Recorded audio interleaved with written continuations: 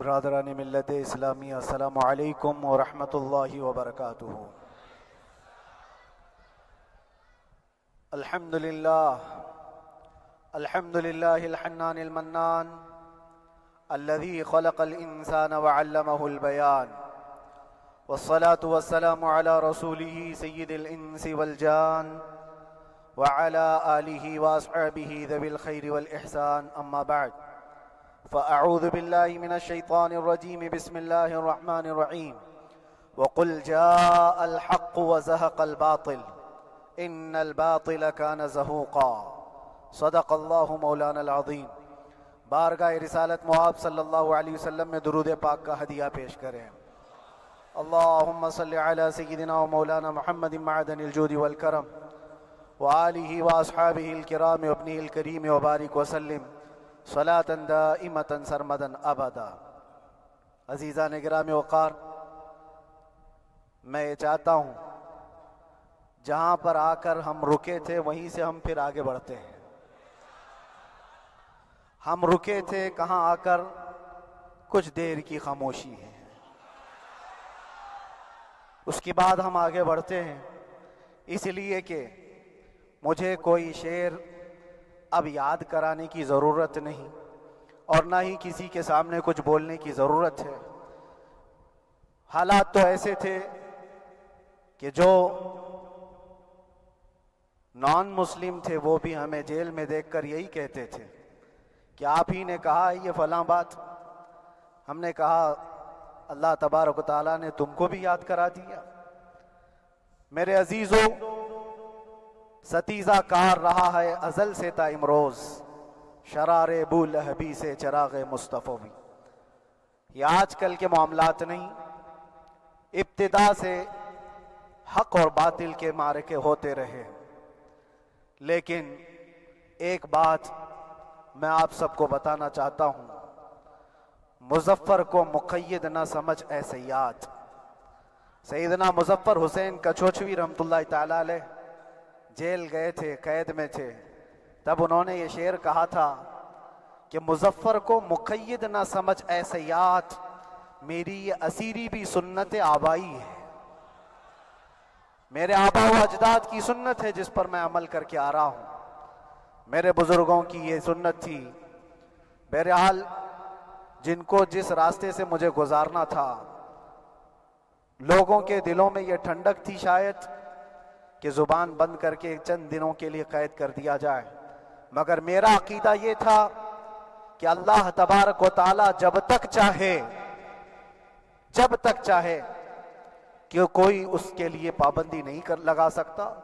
وَإِن يَمْسَسْكَ اللَّهُ بِضُرٍّ فَلَا كَاشِفَ لَهُ إِلَّا هُوَ۔ رب تعالیٰ فرماتا ہے اگر اللہ تعالیٰ تمہیں کوئی مصیبت دے تو اس کے علاوہ کوئی ٹال نہیں سکتا۔ وَإِن يَمْسَسْكَ اللَّهُ بِخَيْرٍ فَلَا رَادَّ لِفَضْلِهِ، اور اللہ کسی کو بھلائی دے دے تو پھر اس کو روک بھی کوئی نہیں سکتا۔ مولا تبارک و تعالیٰ اگر کسی کو کوئی مقام عطا کر دے تو ہزاروں کیڑوں کے پھڑپڑانے سے وہ مقام ختم بھی نہیں ہو سکتا۔ اللہ تبارک و تعالیٰ جس کو بڑھانا چاہے اس کے لیے کوئی راستہ رکاوٹ نہیں بن سکتا، اس لیے کہ ہم نے تاریخ میں دیکھا ہے پیبند لگے کپڑے پہننے والے، پیروں میں چپل نہیں تھے، جن کے ناخن تک اکھڑ جاتے تھے، لیکن وہ جب چلتے تھے قیصر و کسریٰ بھی کانپتے تھے، جن کا ہی یہ نعرہ تھا ٹل نہ سکتے تھے جنگ میں اگر اڑ جاتے تھے، پاؤں شیروں کے بھی میدان سے اکھڑ جاتے تھے، حق سے سرکش ہوا کوئی تو بگڑ جاتے تھے، ارے تیغ کیا چیز ہے ہم توپ سے بھی لڑ جاتے تھے۔ یہ وہ صحابہ کرام اور اسلاف کرام، ان کا یہ معمول تھا، بظاہر ان کے پاس کوئی اسباب نہیں تھے لیکن اللہ کی مدد تھی، وہ پانی کی طرح بہتے ہوئے چلے گئے، نہ چٹانوں نے ان کا راستہ روکا، نہ دریاؤں نے ان کا راستہ روکا، وہ جس طرف سے جاتے تھے اللہ تعالیٰ ان کے لیے راستے بناتا تھا۔ عزیزان گرامی وقار، کون ہے وہ جو دریائے دجلہ میں اپنے گھوڑے دوڑائے تھے؟ کون ہے وہ جو دریا میں اپنی کشتیاں ڈال کر جلا دیا تھا کہ واپس جانے کا کوئی تصور نہ ہو؟ یہ سب میرے مصطفیٰ کریم کے دیوانوں کی ہی بات تھی۔ اسی لیے آج بھی دنیا گھبراتی ہے تو شانے لوگوں سے نہیں، دیوانوں سے ہی گھبراتی ہے۔ بہت زیادہ چالاک رہنے والوں سے نہیں، دیوانوں سے دنیا گھبراتی ہے، اس لیے کہ دنیا کو پتا ہے، دنیا جانتی ہے کہ دیوانہ کہاں دیکھتا ہے کسی کو پتا نہیں۔ اور یہ اس دیوانے کی بات کر رہا ہوں جس کے لیے اللہ کے حبیب صلی اللہ تعالیٰ علیہ وسلم کی عزت و وقار سب سے اول ہے۔ عزیزان گرامی وقار، آج آپ کے سامنے حاضر آیا، یہ میرے استاد گرامی، مربی، استاذ الاساتذہ، برادر گرامی حضرت العلامہ مفتی زبیر احمد صاحب قبلہ ادام اللہ اقبالہ، جنہوں نے دن رات ایک کر دیے تھے۔ میرے خیال سے 8 مہینے میں جتنے ان کے بال سفید ہوئے اس سے زیادہ نہیں ہوئے ہوں گے، صرف اس لیے نہیں کہ ایک بھائی کے لیے، اس لیے بھی لڑ رہے تھے کہ ایک عالم کے لیے جس سے دین کا بہت سارا حصہ وابستہ ہے۔ ان کی محنتیں رائگاں نہ گئیں۔ بہت سارے میرے احباب و اقربا، خاص طور پر مدن پورہ اور وکرولی سے، جنہوں نے اپنے گھر بار چھوڑ کر میرے لیے دوڑتے بھاگتے رہے، اللہ رب العزت اس بات کا شاہد ہے، ایک ایک دن اندر میں نے سب کے لیے دعائیں کی ہیں، اور ایسا نہیں کہ کوئی دن بھولا جاتا، اور باہر کی ہمیشہ یہ خبریں آتی رہتی ہیں کہ حالات کیسے کے کیسے ہوتے جا رہے ہیں۔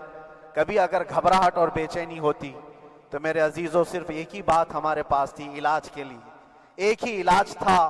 جب بے چینی بڑھ جاتی، اپنوں سے رابطہ نہیں ہو پاتا اور کسی کے خبر نہ پہنچتی، کھانے پینے کی تکلیفیں، رہنے سہنے کی مصیبتیں جب سر پر آتی تو ایک ہی علاج تھا، ان کے نثار کوئی کیسے ہی رنج میں ہو، ان کے نثار کوئی کیسے ہی رنج میں ہو، جب یاد آ گئے ہیں سب غم بھلا دیے ہیں، جب یاد آ گئے ہیں سب غم بھلا دیے ہیں۔ اس رسول محترم صلی اللہ تعالیٰ علیہ وسلم کا احسان عظیم ہے۔ بار بار مجھے یہ احساس ہوتا رہا، پوری دنیا اگر چھوڑ دے مگر یقین تھا آمنہ کا لال کبھی نہیں چھوڑے گا، اور چھوڑا بھی نہیں، اور چھوڑا بھی نہیں۔ ہر رات جو ہمارا معمول تھا ہم نے جو دیکھا، ہماری پچھلی زندگی میں ہم نے اتنے عجائبات نہیں دیکھے ہوں گے جو 8 مہینے کے اندر ہم نے دیکھے۔ نبی پاک صلی اللہ تعالیٰ علیہ وسلم کے انعامات و اکرامات، رب تبارک و تعالیٰ کی مدد سے دل مضبوط ہوتا ہے۔ عزیزان گرامی، ہم نے تو وہاں ایسے لوگوں کو دیکھا جو ڈپریشن کا شکار ہو کر کافر بھی ہو گئے، اور حالات سے گھبرا کر کے وہ انکار کر بیٹھے، کوئی خدا نہیں ہے، کوئی مدد نہیں آتی ہے۔ ایسے حالات وہاں دیکھے، لیکن ان حالات میں بھی اللہ تبارک و تعالیٰ کی مدد ساتھ رہی۔ رسول پاک صلی اللہ تعالیٰ علیہ وسلم کا انعام و اکرام یہ تھا کہ جس طرح سے گئے تھے اسی طرح سے واپس بھی آئے، جس طرح سے گئے تھے ویسی واپس آئے، اور نہ میرے مصطفیٰ نے باہر میری عزت میں کمی کی، نہ اندر عزت میں کمی کی، کہیں پر بھی نہیں۔ الحمدللہ، جس شان کے ساتھ رسول پاک صلی اللہ تعالیٰ علیہ وسلم اپنے چاہنے والوں کو رکھتے ہیں، وہ میں نے دنیا میں دیکھا، اور پھر یہ عرض کیا آقا، آج آپ کی عزت پر بات کرنے والے کو چاہے وہ 1000 کال کوٹری کے اندر ہو، آپ عزت کے ساتھ بٹھاتے ہیں تو پھر قیامت کے دن اس کی عزت کا کیا حال ہوگا۔ عرش حق ہے مسند رفعت رسول اللہ کی، دیکھنی ہے حشر میں عزت رسول اللہ کی۔ میرے عزیزو، ایک بات کو طے کر کے چلو، انہیں جانا انہیں مانا، نہ رکھا غیر سے کام، للہ الحمد میں دنیا سے مسلمان گیا۔ اس ایک بات میں جو عزت ہے، دنیا کے کسی مقام و منصب اور مرتبے میں عزت نہیں ہے۔ اور حالات دنیا انشاءاللہ میں سناتا رہوں گا۔ اللہ تبارک و تعالیٰ جب تک یہ زبان رکھا ہے حق بولتے رہیں گے اور سناتے رہیں گے، اور بھی حالات آپ کو انشاءاللہ العزیز آگے سناتے رہیں گے۔ لیکن آج خصوصیت کے ساتھ میں جمعہ کے لیے اسی لیے حاضر آیا کہ یہاں کے لوگ پل پل یاد کرتے رہے۔ حضرت مجھے ہر بار خبر دیتے کہ جب نماز سے فارغ ہو کر کے میں نکلوں تو مجھے لوگ پکڑ لیتے، کیا ہوا، اب کیا خبر ہے۔ تو جس قدر آپ کی بے چینی تھی، بے قراری تھی، میرے عزیزو مجھے بھی ملنے کی بے چینی اور بے قراری تھی، لیکن یہ ایک سٹیج تھا جس سے گزارا گیا ہے، ایک مقام تھا جس سے گزارا گیا۔ میں تو ایک نکما آدمی، میں تو ایک کم پڑا ہوا ہوں، لیکن آپ کو بزرگان دین کی اگر تاریخ پتہ ہو، امام اعظم ابو حنیفہ رضی اللہ تعالیٰ عنہ، جن کو ناحق جیل میں رکھا گیا تھا، امام موسیٰ کاظم رضی اللہ تعالیٰ 7 سال تک قید میں رہے۔ یہ کون امام موسیٰ کاظم؟ جن کے دربار میں جانے کے لیے غوث اعظم عبد القادر جیلانی رضی اللہ تعالیٰ عنہ 4 کلومیٹر دور اپنی چپل اتار دیا کرتے تھے۔ امام موسیٰ کاظم کا وہ دربار ہے جن کو باب الحوائج کہا جاتا ہے۔ اس امام کو 7 سال تک بغیر کسی قصور کے قید میں رکھا گیا، اور حد تو یہ ہے کہ اسی قید خانے میں زہر دے کر کے آپ کو مارا گیا ہے۔ آپ کا جنازہ جیل سے نکلا تھا۔ امام احمد بن حنبل جن کو 5 لاکھ حدیثیں یاد ہیں، نبی پاک صلی اللہ تعالیٰ علیہ وسلم کی، بغداد کے سرے بازار آپ کو ننگی پیٹھ پر کوڑے مارے گئے۔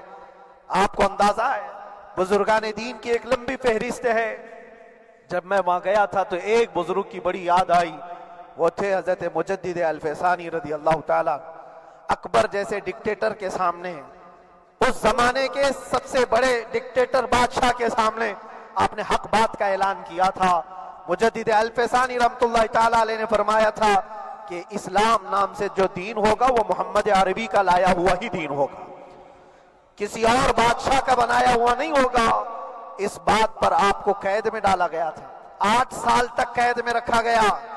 8 سال میں بادشاہ مر بھی گیا، بیٹا بادشاہ بنا، لیکن کسی نے آ کر جہانگیر کے سامنے یہ بات رکھی کہ آپ کے باپ نے جس مولانا کو قید میں ڈالا تھا گوالیار کی جیل میں، 8 سال میں جیل کا نقشہ بدلا ہوا ہے۔ تو بادشاہ نے پوچھا ہوا کیا ہے؟ کہا کہ اس مولانا نے 8 سال میں تقریباً 700 قیدیوں کو عالم بنا دیا ہے۔ درس حدیث، درس تفسیر، قرآن کا علم، نمازیں جماعتوں سے وہاں اس طرح ادا ہوتی ہیں جیسے لگتا ہے گنبد خضرا کی چھاؤں میں ہے۔ رب تبارک و تعالیٰ کا یہ احسان عظیم تھا۔ ان 8 مہینوں میں بحمدہ تعالیٰ میں نے اپنی لائف میں کبھی اتنی امامت نہیں کی تھی جتنی وہاں امامت کیا، اس لیے کہ پابندی نہیں ہو پاتی۔ جب جب امام رہا مسجد میں چھٹیاں ہوا کرتی تھی، ادھر ادھر آنا جانا، لیکن وہاں پر کبھی کسی نماز میں چھٹی نہیں ہوئی۔ اور امامت اللہ تبارک و تعالیٰ کو جہاں لینا ہے وہاں لیتا رہے۔ اور مجھے اس بات کا تھوڑا قلق تھا، 24 سال سے میں تراویح سنا رہا تھا، 24 سال، 24 تراویح ہو چکی تھی، رمضان المبارک کا 24 گزر چکے تھے، 25واں سال تھا، ظالموں نے مجھے رمضان سے پہلے اندر کر دیا۔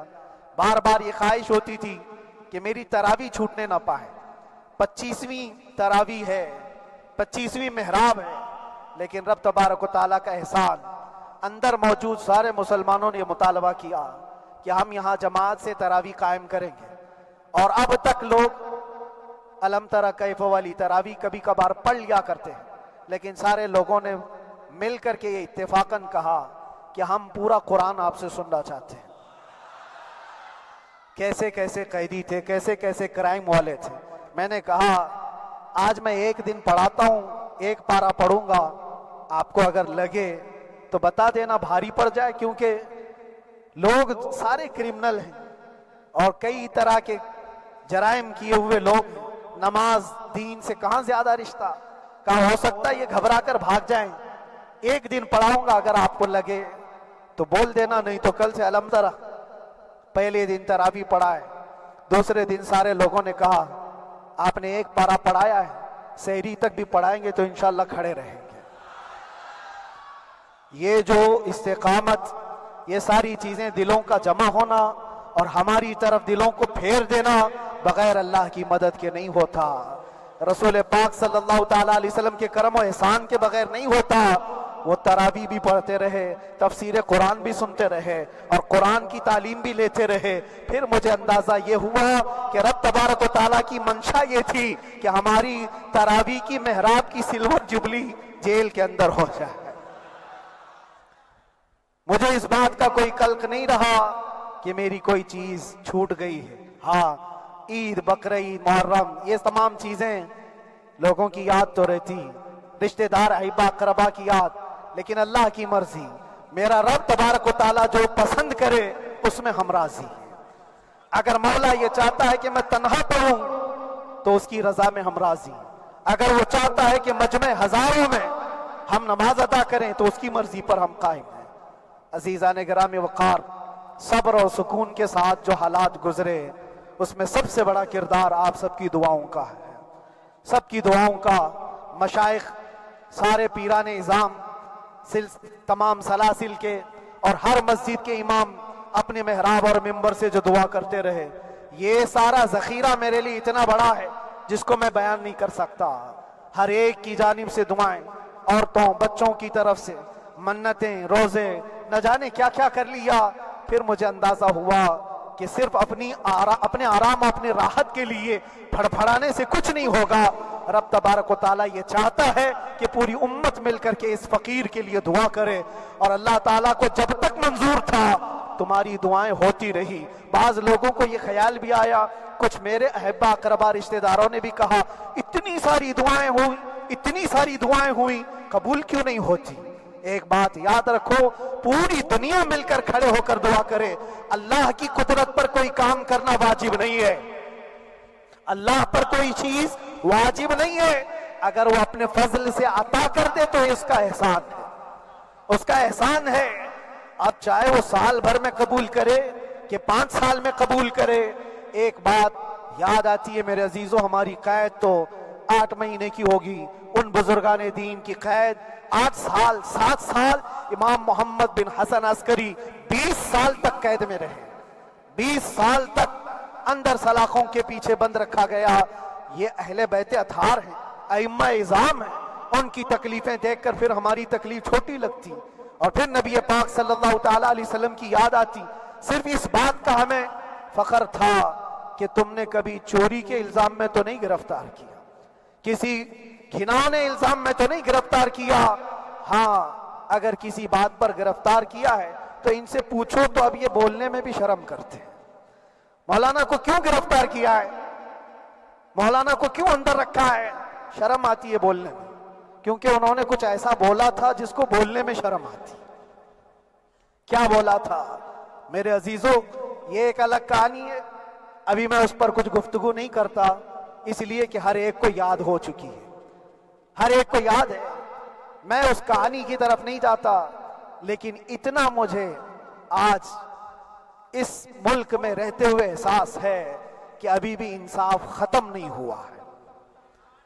انصاف پوری طرح ختم ہو جائے تو اللہ کا عذاب آ جائے گا، اللہ کا عذاب آ جائے گا۔ چند لوگ نا انصافی کر سکتے ہیں، لیکن پوری کی پورے روئے زمین پر رہنے والے انسان نا انصافی کرے، ایسا نہیں ہوتا۔ ہمارے حق میں سپریم کی طرف سے جو انصاف آیا ہے، ہمارے دل میں اس قدر جگہ ہے آج، اور اس قدر احساس ہے کہ ہمیں یہ اندازہ آج بھی ہوتا ہے کہ چاہے کچھ بھی ہو جائے لیکن انصاف پوری طرح سے مر نہیں سکتا، انصاف پوری طرح سے مر نہیں سکتا۔ یہ ہمارا ملک عزیز ہندوستان کسی خاص آدمی کے ٹھیکیداری میں نہیں ہے، سبھی کا خون شامل ہے یہاں کی مٹی میں، کسی کے باپ کا ہندوستان تھوڑی ہے، ہمارا بھی ہے، آپ کا بھی ہے، سب کا بھی ہے۔ اور میرے عزیزو پتہ نہیں، یہ بھی شاید راحت اندوری صاحب کا شعر ہے، اور اس سے پہلے بھی کچھ بولا تھا، وہ بھی ان کا ہی تھا، تو ڈینجر ہی ہوا کرتا ہے۔ اللہ تبارک و تعالیٰ آپ سب پر فضل فرمائے، کرم فرمائے۔ جو چیز خاص طور پر بولنی ہے وہ یہ ہے، ان حالات سے آج جو گھبرائے ہوئے ہیں یہ وہ لوگ ہیں جو عیش پرست ہیں۔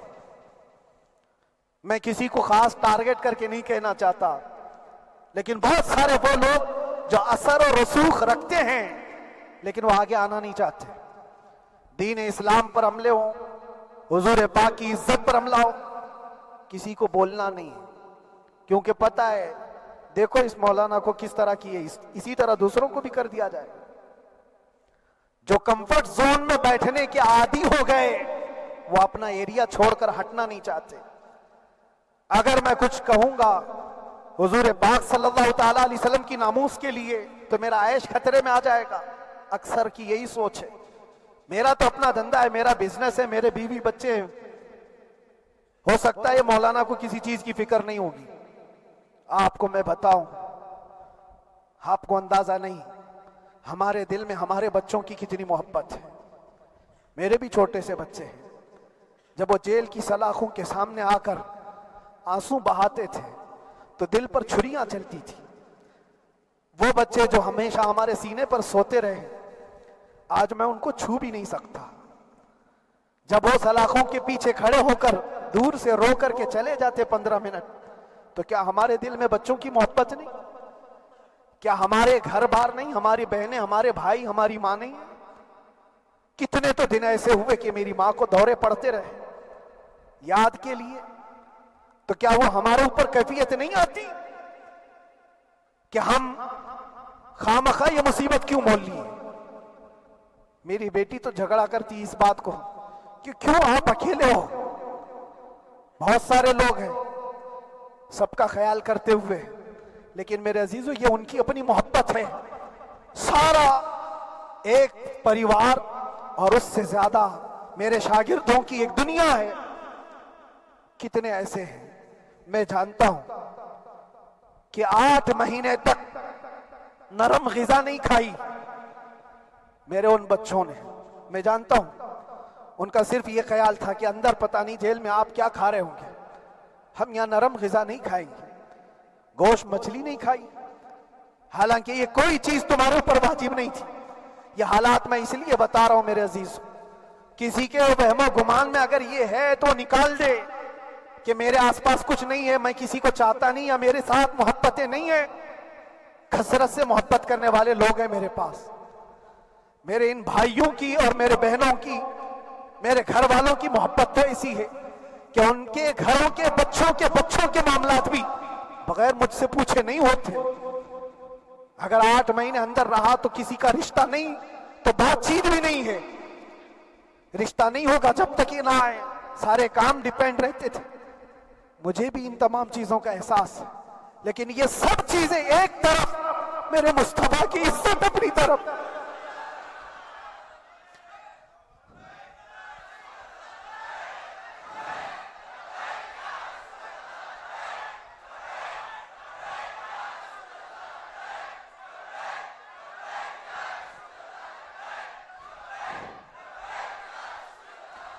میرے عزیزوں, ہر ایک کے آنسوں کے قطرے میں نے دیکھے, بھائیوں کے, بہنوں کے, میرے پاس ملنے کے لیے میرے جو شاگرد آتے ان کے. یہ اکثر جب جیل کی دیوار پر آ کر کھڑے ہوتے, ان کی آنکھیں لال, یہ آنسو بہاتے 15 منٹ ملاقات کر کے چلے جاتے. آپ کو کیا اندازہ ہے اندر کے حالات ایک دن 1 سال کے برابر لگنے لگتا ہے. گھٹتے رہتے, لیکن ایک بات کا احساس بار بار ہوتا کہ یہ ساری محبتیں ایک طرف ہے, لیکن ہم جس کے لیے کھڑے ہوئے ہیں اس کی محبت میں کوئی سمجھوتا نہیں, اس کی محبت میں کوئی سمجھوتا نہیں.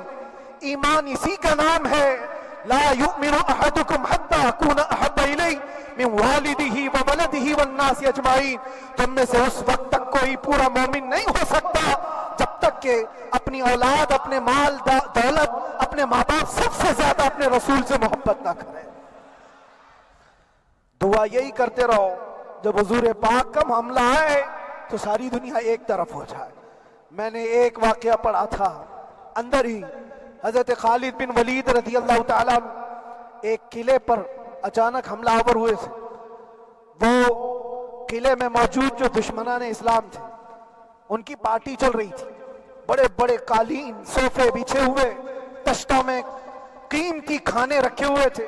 خالد بن ولید کے ساتھ جو لشکر ہے, یہ تو وہ غریب صحابہ تھے جو پیون لگے کپڑے پہنتے, ایک کھجور پر پورا دن گزارتے.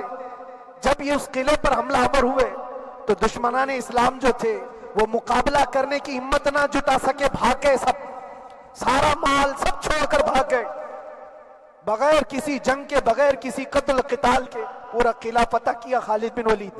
اب سنو, جو صحابہ تھے وہ مال غنیمت جمع کر رہے تھے, کیونکہ یہ عرب کے لوگ ایسے مہنگے قالین نہیں دیکھے تھے, ایسے مہنگے صوفے, اتنی قیمتی غذائیں انہوں نے دیکھی نہیں تھی. سب جمع کرنے لگے. خالد بن ولید نے کہا, خبردار, ہاتھ مت لگانا, سب ہٹ جاؤ. سب ہٹ گئے. چند صحابہ کو بلایا, یہ سب جمع کرو, اس کو آگ لگا دو. پورا مال غنیمت جو تھا آگ لگا دیا. تو جو صحابہ تھے وہ کہنے لگے, کیا یہ اچھا ہوتا ہے یہ سب میں آپ تقسیم کر دیتے؟ یہ بہت قیمتی چیزیں ہیں، عرب میں ہم لے جاتے تو یہ بہت مہنگی چیزیں ہیں۔ خالد بن ولید نے کیا کہا جانتے ہو؟ کہا اگر تم کو بھی ان تمام چیزوں کی عادت لگ جائے تو تم بھی ویسے ہی بھاگو گے جیسے یہ بھاگے۔ یہ آج جو ہمارا مقابلہ کرنے کی طاقت نہ لا سکے اور بھاگ گئے، اس کی وجہ یہ ہے کہ وہ عیش پرست ہے، عیاشی ان کے اندر تھی جس کی وجہ سے وہ کھڑے نہ ہو سکے، اور جب یہ عیاشی آئے گی تم کھڑے نہیں ہو سکو گے، کھڑے نہیں ہو سکو گے۔ آج میں یہی بات دہرانا چاہتا ہوں، جو بہت بڑے چہرے لے کر بیٹھے ہوئے ہوں، وہ سیاسی اثر و رسوخ رکھنے والے بھی کمفرٹ زون میں رہنا چاہتے ہیں۔ میں چند لوگوں کو چھوڑ کر کہہ رہا ہوں، اکثر کا حال یہ وہ سوچتے ہیں کہ ہمارے اس دائرے سے نکلیں گے تو ہمارا عیش خطرے میں آ جائے گا، گھر بار خطرے میں آ جائے گا۔ یہ دنیا کی محبت انسان کو بزدل بناتی ہے، بزدل بناتی ہے۔ اس لیے میرے عزیزو، آپ جب کبھی یہ بات آئے، ایک طرف میرا پورا خاندان، ایک طرف میرے عیش کی زندگی اور ایک طرف رسول پاک کی عزت کا معاملہ، تو آپ مجھے بتاؤ آپ کس بات کا فیصلہ لیں گے؟ اسی بات کا فیصلہ لینا ہوگا نبی پاک صلی اللہ تعالی علیہ وسلم کی عزت کی خاطر تمہیں اس بات کا فیصلہ لینا ہوگا۔ اپنا سب کچھ گنبد خضرا کل بھی تھا آپ، میرے نبی سے میرا رشتہ کل بھی تھا آپ، اور بتلا دو گستاخ نبی کو غیرت سنی زندہ ہے، ان پہ مر مٹنے کا جذبہ کل بھی تھا آپ۔ بس یہ جذبہ باقی رہے، ہم کسی کو لڑنے کے لیے، مرنے کے لیے، مارنے کے لیے میدانوں میں اتارنے کی بات نہیں کرتے۔ میں اکثر اپنی تقریروں میں کہا کرتا ہوں، یا آپ سے پہلے بھی کیا، اگرچہ میری تقریروں کو ڈائیورٹ کیا جاتا ہے، آج بھی بہت لوگ ہوں گے، بلکہ آج مدن پورہ کا یہ پہلا جمعہ ہے، مجھے اندازہ ہے پورا ہندوستان نہیں باہر بھی سب کی نظریں اس پار ہیں کہ آنے کے بعد یہ کیا بولتا ہے، آنے کے بعد یہ کیا بولتا ہے۔ سب اسی انتظار میں ہیں، میں سب کو ایک ہی میسج دوں گا، آنے کے بعد وہی بولے گا جو پہلے بولتا تھا۔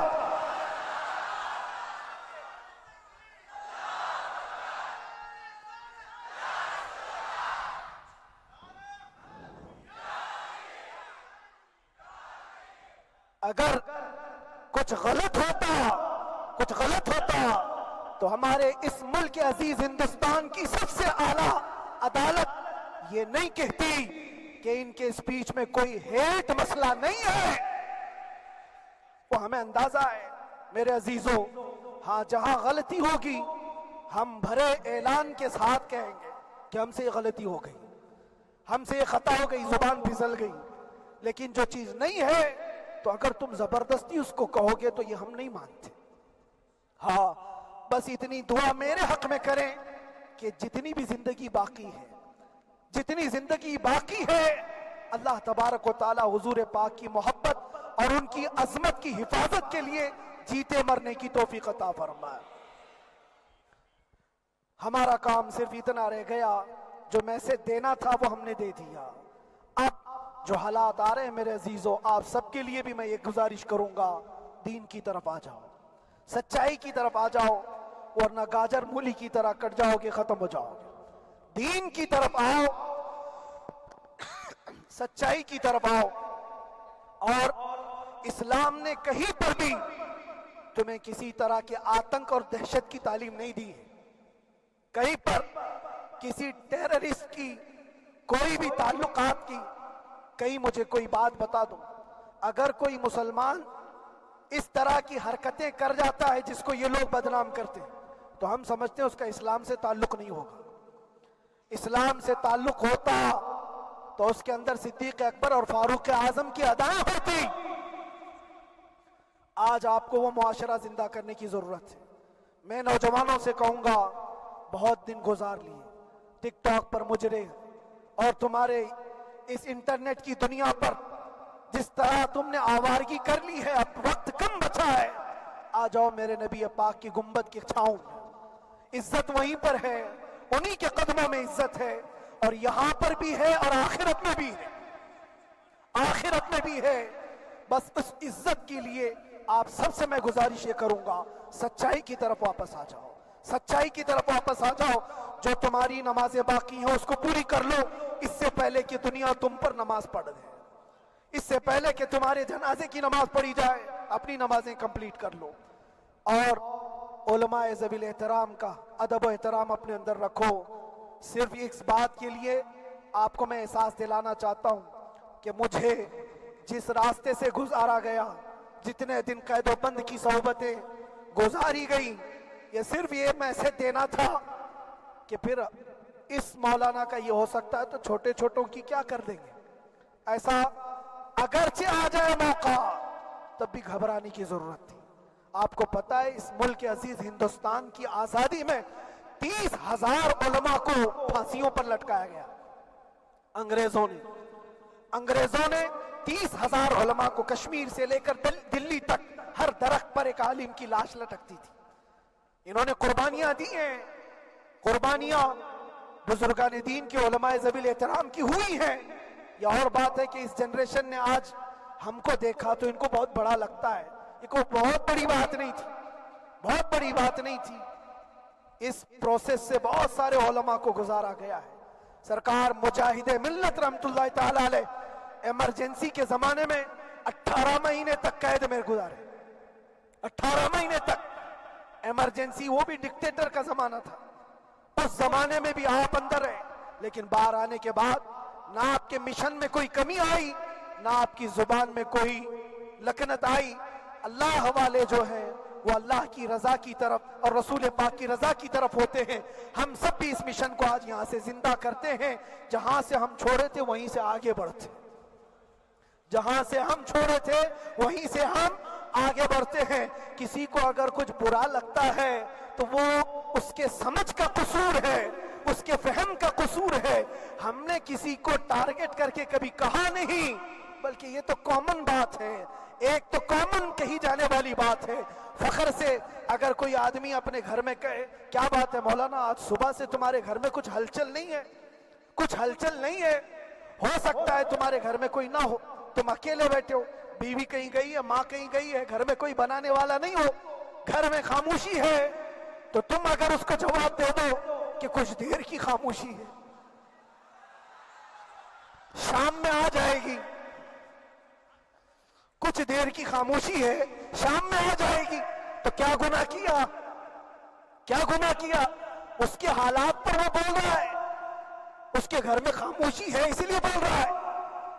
ہم نے بھی اسی لیے کہا کچھ دیر کی خاموشی، اس لیے کہ ہم جانتے ہیں اسلام وہ نہیں ہے جو یہاں دکھ رہا ہے آج، اسلام تو وہ تھا جو صدیق اکبر کے زمانے کا تھا، اسلام تو وہ تھا جو فاروق اعظم کا تھا، اسلام تو وہ تھا جو عثمان غنی اور حیدر کرار کا تھا۔ تو وہ جو ہلچل تھی وہ خاموش ہے، صلاح الدین ایوبی کا دور تھا، وہ اسلام کی ہلچل تھی۔ تو میرا گھر آج خاموش ہے، اس لیے تو میں پکار کر کے رہا ہوں کچھ دیر کی خاموشی ہے، اور ہمیں اپنے رب سے یقین ہے یہ خاموشی ایک شام ٹوٹے گی، کوئی صلاح الدین آئے گا۔ اور اللہ تبارک و تعالی ہم سب کے اس عزم اور حوصلے کو زندہ رکھے، اور آپ سب کی محبتوں کو سدا سلامت رکھے، اور میرے آقا صلی اللہ تعالی علیہ وسلم کے قدموں پر مر مٹنے کی ہمیں توفیق عطا فرمائے۔ وآخر دعوانا الحمدللہ رب العالمین، لبیک یا رسول اللہ۔